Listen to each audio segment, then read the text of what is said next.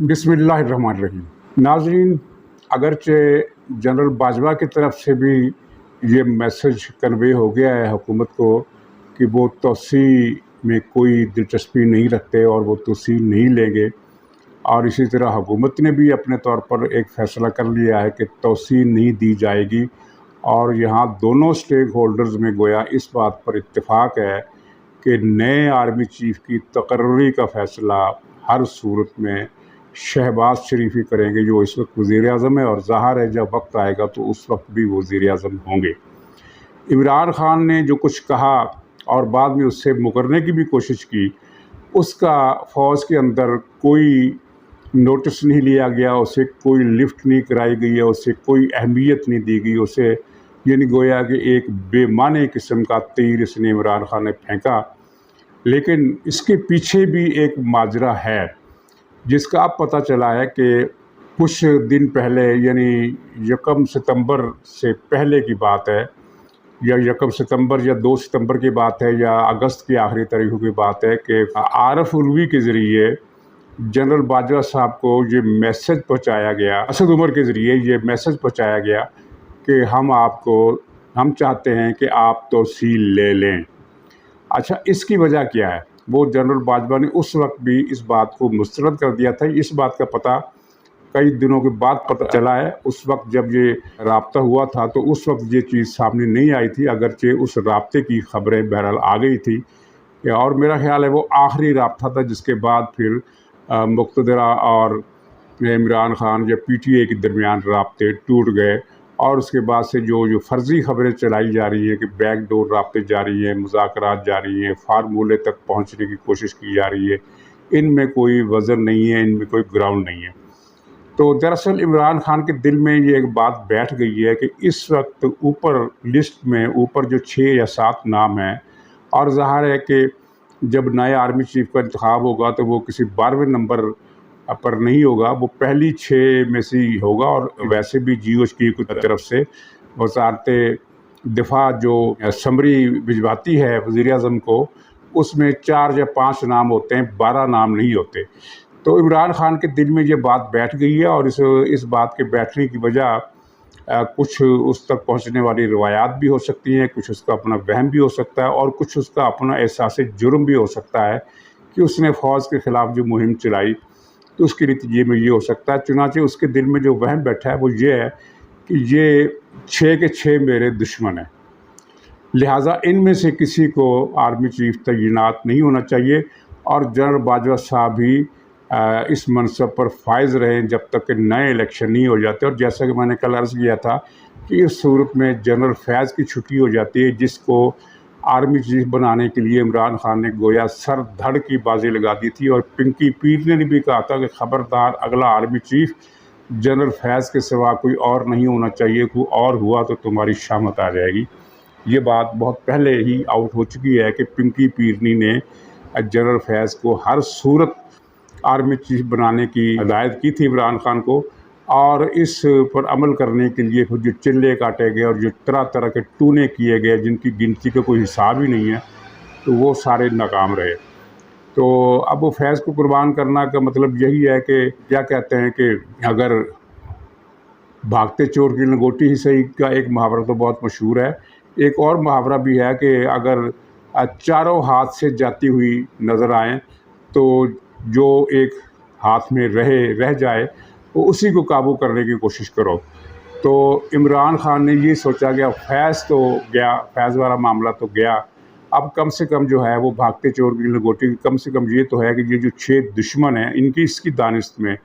ان میں سے بھی کوئی نہ آنے پائے، اگلی مرتبہ پھر دیکھ لیں گے کہ کیا ہوتا ہے۔ اور اس کا خیال ہے کہ ظاہر ہے جو نئے آئیں گے وہ ہو سکتا ہے وہ دشمن نہ ہوں ان کے، اور ظاہر ہے اس میں ایک وزن ہے کہ جو نئی لاٹ آتی ہے وہ ایک کرائسس کا جو پیریڈ ہوتا ہے، ایک کشمکش کا، ایک جنگ کا اسٹیبلشمنٹ اور سیاستدانوں کے درمیان، وہ جب پیریڈ گزر جاتا ہے تو اس کے بعد جو لاٹ آتی وہ اس کے خیالات کچھ مختلف ہوتے ہیں۔ جس طرح پرویز مشرف اور اس کی پورے ساتھیوں کو گروپ سیاستدانوں کے سخت دشمن تھے، انہوں نے پیپلز پارٹی کو بھی ختم کرنے کی کوشش کی، انہوں نے مسلم لیگ نون کے ساتھ تو خیر بہت ہی برا کیا، لیکن پیپلز پارٹی کے ساتھ بھی کوئی اتنی رعایت نہیں برتی اور آخر میں تو انہوں نے بے نظیر صاحبہ کو شہید بھی کرا دیا۔ لیکن جب وہ لاٹ فارغ ہوئی مشرف کے ساتھ کہ وہ کیا کہتے ہیں کہ ایک دھوپ تھی کہ ساتھ گئی آفتاب کے، تو جب یہ نام نہاد آفتاب پرویز مشرف رخصت ہوا تو اس کی جو دھوپ تھی وہ بھی اس کے ساتھ ہی آہستہ آہستہ رخصت ہو گئی، اور پھر اس کے بعد آئی جنرل کیانی کی قیادت میں نئی لیڈرشپ۔ تو اس کا جو رویہ تھا وہ ظاہر ہے اس طرح کا نہیں تھا جو مشرف کا تھا۔ نواز شریف کو بھی سپیس ملی، پیپلز پارٹی کو بھی سپیس ملی، اور دوسرے سیاستدانوں کو بھی سپیس ملی۔ یہ الگ بات ہے کہ 2 ہی سال کے بعد جنرل کیانی بھی ویسے ہی ہو گئے جیسے جنرل مشرف تھے، اور جمہوری نظام کو تباہ کرنے کے لیے انہوں نے پورا زور لگایا، اور وہ ایک کہانی خیر الگ ہے، وہ کہانی چلتی رہی۔ تو اسی طرح عمران خان کے خیال میں یہ اس بات میں وزن ہو سکتا ہے کہ جو نئی لاٹ آئے گی وہ ظاہر ہے عمران خان کے بارے میں مختلف رویہ اس کا ہو سکتا ہے، لیکن اگر ایسا ہے تو ان کا رویہ اگر مختلف ہوگا تو صرف عمران خان سے مختلف نہیں ہوگا، دوسروں کے ساتھ بھی مختلف ہوگا۔ چنانچہ یہ عمران خان کا ایک موہوم قسم کا سہارا ہے، جسے ہم کہہ سکتے ہیں کہ ڈوبتے کو تنکے کا سہارا۔ تو اب یہ تو ایک بے معنی قسم کا اس نے شکار کرنے کی کوشش کی جس میں ناکام رہا، لیکن معاملہ صرف ناکامی کی حد تک نہیں رہا بلکہ اس کے اثرات بہت دور تک گئے۔ اس کی پبلک میں جو حمایت تھی ان کے اندر بھی سوالات پیدا ہونے شروع ہو گئے کہ یہ کیسا لیڈر ہے جس نے تھوک کر چاٹا اور بار بار چاٹا، اور اگلے دن جب تردید کی تو وہ اس سے بھی برے نتائج اس کے برآمد ہوئے کہ ایک دن بھی یہ اپنی بات پر سٹینڈ نہیں کر سکا۔ اور ماضی میں اگر لیڈر اپنی بات کی تردید کرتا تھا تو وہ چل جاتی تھی، کیونکہ اس وقت صرف اخبارات ہوتے تھے، پتہ نہیں اس نے کیا کہا، اخبارات نے کیا رپورٹ کیا، بالکل ایک چانس ہوتا تھا کہ جی لیڈر نے جو بات کہی ہے اخبارات میں اس سے کچھ مختلف چھپ گئی ہو، اگرچہ زیادہ تر صحیح چھپتی تھی۔ لیکن یہ یعنی 2 اشرے 1.5 اشرے پہلے کی بات ہے، لیکن جب سے یہ ٹی وی چینل آئے ہیں اور اس کے بعد سے جب یہ ڈیجیٹل میڈیا کا انقلاب آ گیا، اس کے بعد تو اب بچے کو پتہ ہوتا ہے کہ اس نے کیا کہا، اور کل ہی جس نے کہا ٹی وی پر اس کا انٹرویو براہ راست لاکھوں افراد نے دیکھا، پھر اس کی ریکارڈنگ نشر ہوتی رہی، اس کے کلپ نشر ہوتے رہے، تو مزید 10 لاکھ افراد نے، میں یہ تو نہیں کہتا کہ کروڑوں افراد نے دیکھا، لیکن بہرحال 10 لاکھ افراد نے اس ٹی وی پر براہ راست، اور بعد میں اس کی ریکارڈنگ جو سوشل میڈیا پر کلپوں کی شکل میں اپلوڈ ہوتی رہی، نشر ہوتی رہی، اس کو دیکھنے والوں کی تعداد اتنی تو ہوگی۔ اور ایک ہی دن کے بعد وہ تردید کر رہا ہے کہ میں نے تو یہ نہیں کہا تھا، میں نے تو یہ کہا تھا، اور تردید کی نوعیت یہ تھی کہ میں نے کب کہا کہ میں فیل ہو گیا ہوں، میں نے تو یہ کہا تھا کہ میں پاس نہیں ہو سکا، بات تو وہی ہے۔ تو اس سے بھی اس کا رد عمل بھی اس کو بھگتنا پڑا، اور پارٹی کے اندر بنی گالہ کے اندر بھی اس پر خاصی لے دے ہوئی، اور پھر یکا یک عمران خان نے کال دینے کا فیصلہ جو کیا، تو اس کا ایک سبب تو ظاہر ہے کہ وہ پھر سے دباؤ بڑھانے کی طرف آ گیا ہے، اور لیکن اس دباؤ بڑھانے کے پیچھے کیا عوامل ہیں، کیونکہ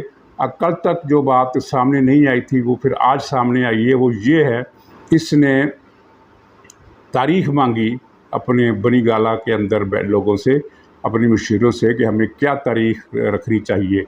تو اکثر نے کہا کہ اکتوبر کی تاریخ،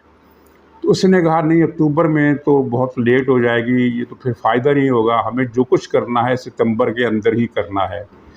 تو اس پر کسی نے پھر 27-28 کی تاریخ دے دی، اس نے کہا کہ نہیں ہمیں 27-28 سے پہلے کرنا جو کچھ کرنا، ورنہ پھر دیر ہو جائے گی۔ اب ان الفاظ کا مطلب کیا ہے کہ پھر بہت دیر ہو جائے گی، یعنی پھر فائدہ نہیں ہوگا۔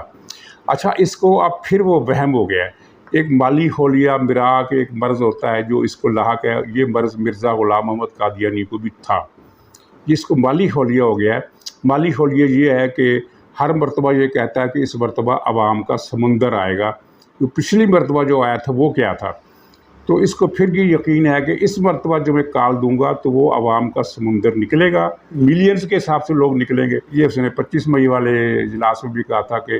پہلے یہ کہا کہ 15 لاکھ، پھر کہا 20 لاکھ، اور آخری جو گنتی تھی اس نے کہا تھا 25 لاکھ، یعنی 2 ملین سے کچھ زیادہ۔ اب تو یہ کہہ رہا ہے کہ 3-4 ملین لوگ نکلیں گے۔ 3-4 मिलियन लोग निकलेंगे और इस हुकूमत का सफाया कर देंगे और कुर्सी पर मुझे बिठा देंगे, साथ ही मैं जीएस को भी साफ़ कर दूंगा और सबको साफ़ कर दूंगा। इनकलाब ईरान, जिस तरह खुमैनी की हुकूमत आई थी, खुमैनी के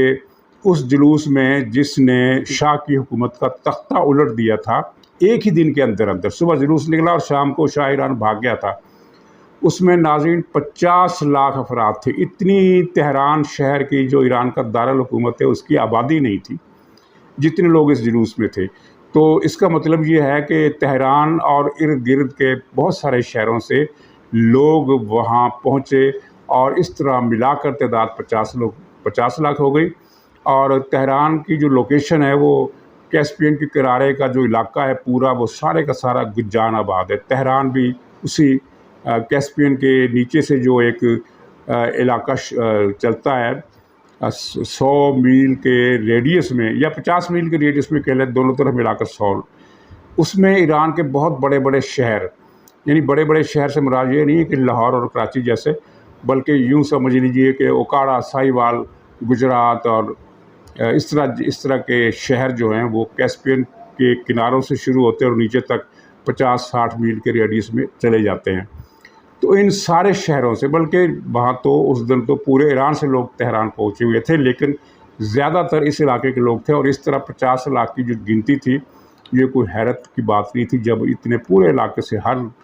गली मोहल्ले से लोग निकल कर तेहरान पहुँचे और इनकलाब आ गया, शाह ईरान भाग गया। उसी रोज़ फ़ौज कोलैप्स कर गई, क्योंकि फ़ौज के बहुत से लोग फरार हो गए और बहुत सारे लोगों ने मिलकर इनकलाबियों से ये ऐलान किया कि हम फ़ौज के इस पुराने ढांचे के साथी नहीं है, अब हम आपके साथ हैं। उसके बाद फ़ौज को भी डिसमेंटल कर दिया गया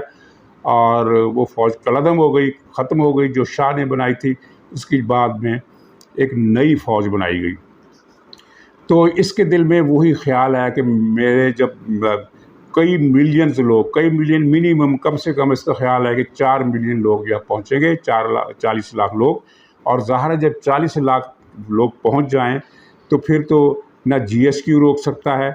ना रेंजर्स रोक सकते हैं, और ना ही कोई और ताकत मौजूद ही नहीं होती जो इतनी बड़ी ताकत को रोक सके। तो ये इसके दिल में माली खौलिया बैठ गया। हालांकि इसे पता नहीं है कि इस वक्त जो भी सूरत हाल है,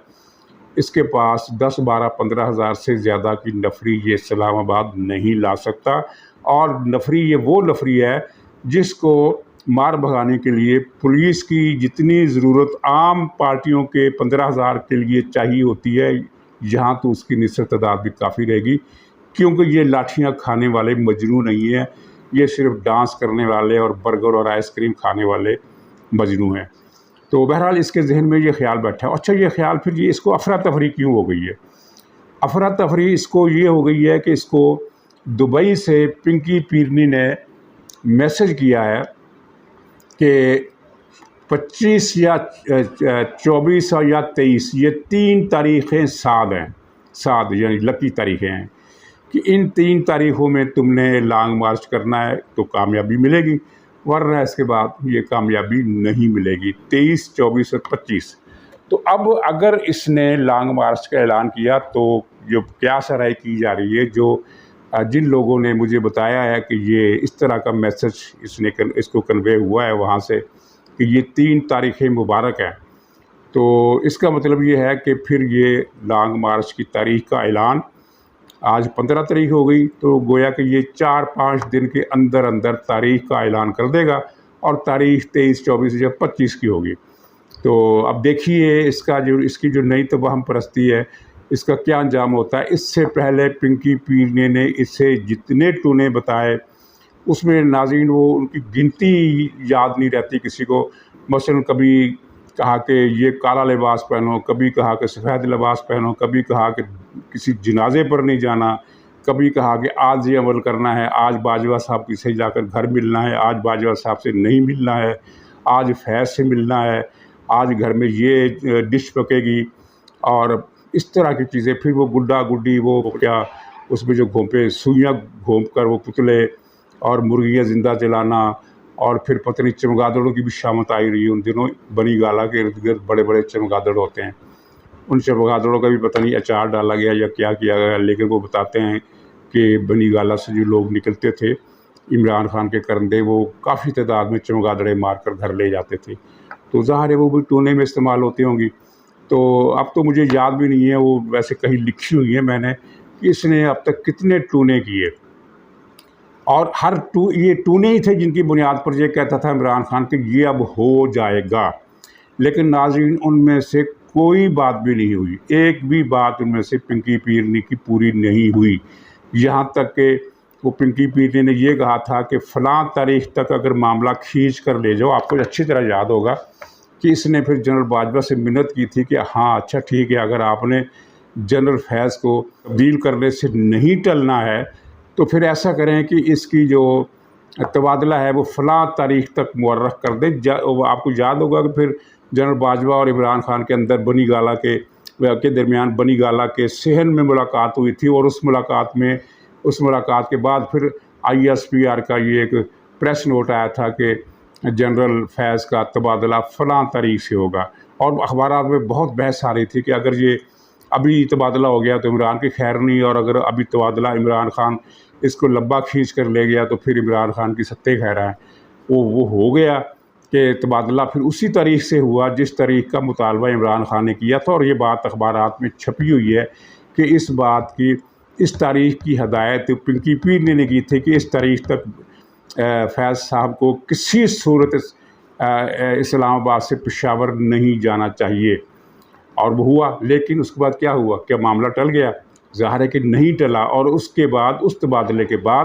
حکومت کی تبدیلی کے لیے اپوزیشن کی کوششیں تیز ہو گئی۔ اب یا تو آپ مان لیجئے کہ یہ جادو ٹونے بیکار تھے، اس کے سب جھوٹے تھے، یا پھر یہ مان لیجئے کہ آصف زرداری جو تھا اس کا ٹونا پنکی پیرنی کے ٹونے سے زیادہ تگڑا نکلا۔ تو ناظرین یہ ساری صورتحال ہے جس میں عمران خان آخری جوا کھیل رہا ہے، کیونکہ یہ لانگ مارچ بھی اگر ناکام ہو، اور جو کہ ناکام ہونا ہے، جس کی کامیابی کا کوئی امکان نہیں ہے،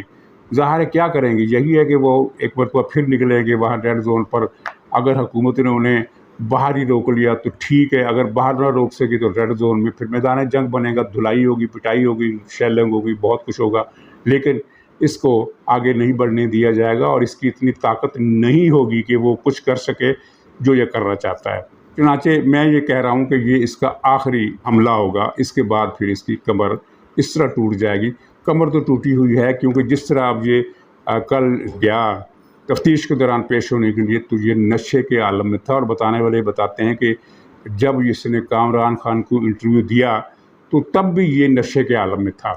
میں نے وہ انٹرویو پورا نہیں دیکھا، میں نے اس کے صرف وہ کلپ دیکھے ہیں جو متعلقہ ہیں، جن پر باقی ساری اس نے وہی بکواس کرتا رہتا ہے نا، فلاں چور فلاں چور فلاں چور، میں نے کرکٹ ٹیم بنائی، میں نے پتہ نہیں کیا کیا۔ میں نے پورا انٹرویو اس کا نہیں دیکھا، صرف 3-4 کلپ جن میں کرنٹ سچویشن کے حوالے سے اس کا موقف تھا وہ میں نے دیکھے۔ تو میں تو اندازہ نہیں کر سکا کہ یہ ٹن تھا یا نہیں تھا، لیکن رپورٹیں یہی ہیں کہ یہ انٹرویو کے دوران ٹن تھا، اور وہ اس کے علاوہ بھی ٹن تھا جب یہ تفتیش کے لیے پیش ہوا، اور تفتیش کے دوران بھی اس نے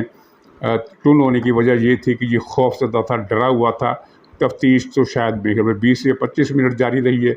اور اس پورے ٹائم کے دوران یہ ڈرا اور سہما بیٹھا رہا، اور اس نے اعتراف کر لیا کہ ہاں میں نے یہ بھی کہا تھا، میں نے یہ بھی کہا تھا، میں نے یہ بھی کہا تھا۔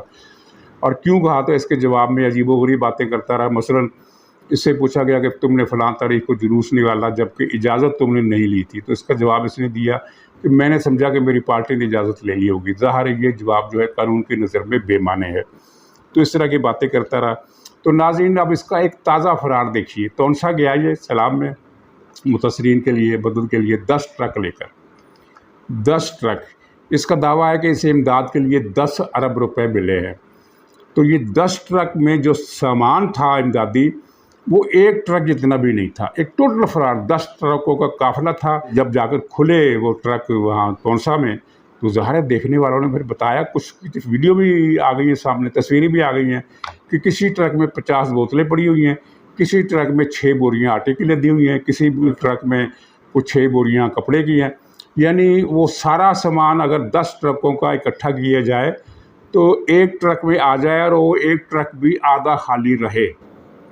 یہ اس نے فراڈ کیا۔ اب 10 ٹرک، یعنی مطلب کہ خبر ایک بن گئی کہ 10 ٹرکوں کا قافلہ PTI کا امداد کرنے کے لیے پہنچ گیا لیکن 10 ٹرکوں کی اصلیت یہ ہے کہ وہ ایک ٹرک یا آدھے ٹرک کا سامان بھی نہیں تھا۔ اس کے برعکس الخدمت کے روزانہ سینکڑوں ٹرک روانہ ہوتے ہیں مختلف مقامات سے، اور وہ اتنے بھرے ہوئے ہوتے ہیں کہ ان کے اوپر سے جو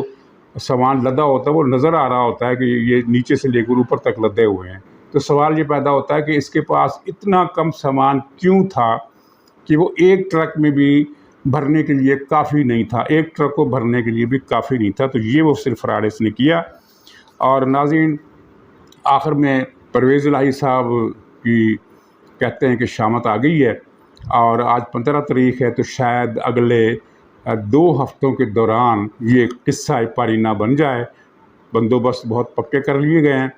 اور اتنے پکے کر لیے گئے ہیں کہ مسلم لیگ کے جو لیڈر ہیں وہ بیٹھ کر ٹی وی پروگراموں میں کہہ رہے ہیں کہ ہم یہ کر دیں گے، حالانکہ اس طرح کی بات جو ہے وہ سوائے راز میں رکھی جاتی ہے، کیونکہ پنجاب میں اس وقت جو سسٹم ہے وہ پرویز الہی کہ مار دھاڑ کی جو صلاحیت ہے، لوگوں کو رشوت دینے کی جو صلاحیت ہے، لوگوں کو ڈرا دھمکا کر جو قبضہ گروپ ہے پورا پنجاب کا، تو اس قبضہ گروپ کے ہونے کے باوجود اگر مسلم لیگ والوں کو اتنا اعتماد ہے، تو مطلب یہ ہے کہ پیچھے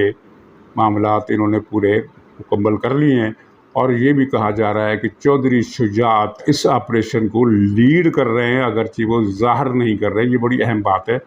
اور وہ یہ ہے کہ فیصلہ انہیں کے ہاتھ ہوگا۔ دیکھیے یہ سے پرویز الہی، یہ جو بچہ سکہ ہے پنجاب کا، اس سے نجات کب ملتی ہے، یعنی کس تاریخ کو ملتی ہے اور کس شکل میں ملتی ہے، لیکن بہرحال میں اس بارے میں کلیئر ہوں کہ اس کی چھٹی اب ہونے والی ہے،